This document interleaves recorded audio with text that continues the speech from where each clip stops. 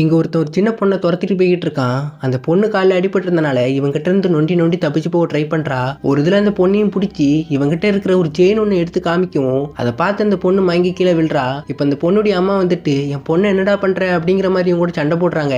இதுல அந்த chain miss ஆகி போய் அந்த பொண்ணு மேல போய் விழவும் அந்த பொண்ணு உடம்பு அப்படியே வைப்ரேட் ஆகி உள்ள இருந்து ஏதோ பேய் மாதிரியான ஒண்ணு வெளியே வருது. இதை பார்த்து இவங்க பயந்து போய் இருக்க. இப்ப என்ன ஆகுதுன்னா அந்த பேய் இந்த அம்மா உடம்புக்குள்ள பூந்துருது. அதுக்கப்புறமா இவங்க பேய் பிடிச்ச மாதிரி ஒரு மாதிரி சிரிக்கிறாங்க. இப்போ இதெல்லாம் இங்க நடக்கிறத பார்த்துட்டு வேற ஒருத்தன் வாரான். அவன் கையில கோடரி வேற வச்சிருக்கானா, பார்க்கவே பல்கா தெரியுதான். அதனால இந்த பொண்ணுடைய அம்மா அவனுடைய கையை பிடிக்கிறாங்க.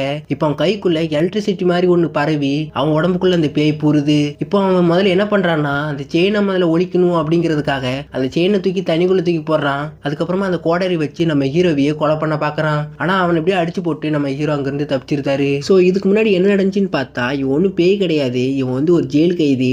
இவனால எலக்ட்ரிசிட்டியை கண்ட்ரோல் பண்ண முடியும், அதை அப்சர்வும் பண்ண முடியும். இது தெரியாம இங்க உள்ளவங்க இவனுக்கு தண்டனை கொடுக்கறதா நினைச்சுக்கிட்டு இவன் ஒரு எலக்ட்ரிசாரில கெட்டி வச்சு சாக்கு கொடுக்க ட்ரை பண்ணியிருந்திருக்காங்க.